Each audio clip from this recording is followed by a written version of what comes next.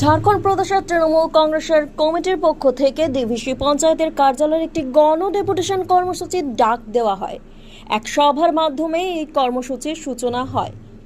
এই অনুষ্ঠানে উপস্থিত ছিলেন পশ্চিমবঙ্গ সরকারের শ্রম ও আইন দপ্তরের মন্ত্রী মলয় ঘটক, জামুরিয়ার বিধায়ক হরেরাম সিং, আসানসোল পৌর নিগমের ডেপুটি মেয়র ওয়াসিমুল হক সহ একাধিক তৃণমূল নেতৃত্ব ও কর্মীরা।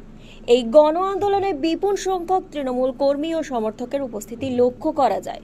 মন্ত্রী মলয় ঘটক অভিযোগ করেন, ডিভিসির মাইথন পঞ্চায়েতের জলাধার থেকে অনৈতিকভাবে জল ছাড়ার ফলে পশ্চিমবঙ্গে বন্যা পরিস্থিতি তৈরি হচ্ছে।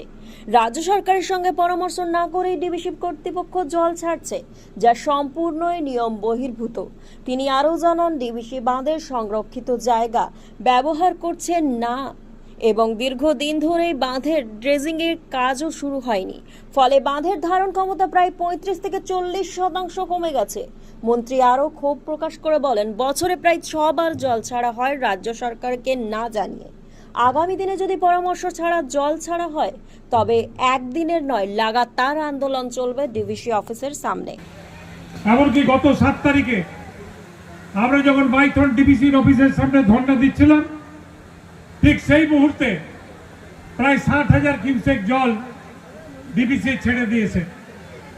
আমরা ডিভিসি কর্তৃপক্ষের সঙ্গে যখন কথা বলছিলাম, তারা বলছিলেন 27,000 কিউসেক পর্যন্ত কোনো পারমিশন লাগে না। আমি সেই আধিকারিকদের জিজ্ঞেস করতে চাই, 27,000টা বেশি না 60,000টা বেশি? তাহলে 60,000 কিউসেক যখন জল ছাড়লেন, তখন কেন রাজ্য সরকারকে জানানো হলো না? 60,000 কিউসেক যখন জল ছাড়লেন, তখন কেন রাজ্য সরকারকে অগ্রিম জানানো হলো না? একবার নয়, দুবার নয়, বছরে 4 বার, 5 বার, 6 বার জল ছেড়ে দেওয়া হয় রাজ্য সরকারকে না জানিয়ে।